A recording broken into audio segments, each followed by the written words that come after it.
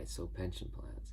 The Canadian Pension Plan is a federal program that allows citizens to have income into their retirement, and it's funded by a tax that is split between both the workers and employers, about 5.7% right now.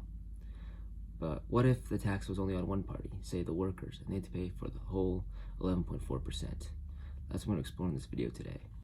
So how do we measure the effectiveness of a certain tax? Well, economists like to calculate the deadweight loss, which is basically the cost to society or inefficiencies in the market, to determine how effective a tax is.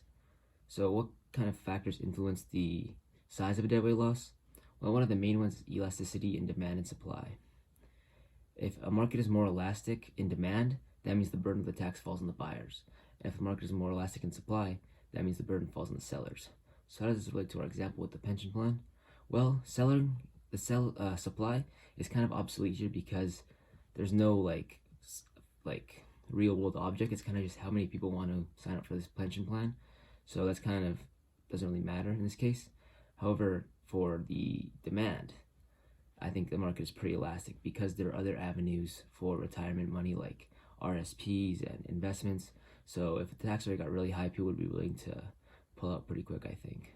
Another factor that influences the size of deadweight loss is the idea of the Laffer curve, which is basically the principle that at a certain point, raising the tax rate does not actually raise the tax revenue gained because it incentivizes people to leave the market.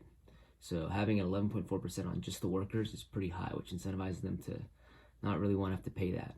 And that's why having a split, like the one they have now, 5.7% between workers and employers, is actually better to add more tax revenue. So because of these two factors here, elasticity in demand and the Laffer curve of high tax rates, it does not bode well for a fake scenario in which the buyers or the workers pay the 11.4% in tax. So I think it's not a very good idea and they should stick to the split right now. As for what happened if this pension plan just didn't exist, I think we'd see a bit of a rise in the average age of retirement as people, especially in non-physical careers, could probably work into their 60s and 70s and earn some money into their very late years. But I also think they'd see a lot of people find some creative ways to save money when they're working in their 30s and 40s, like investing and just saving on their own and being disciplined. So I think there'd be some increase in workers, but not a ton.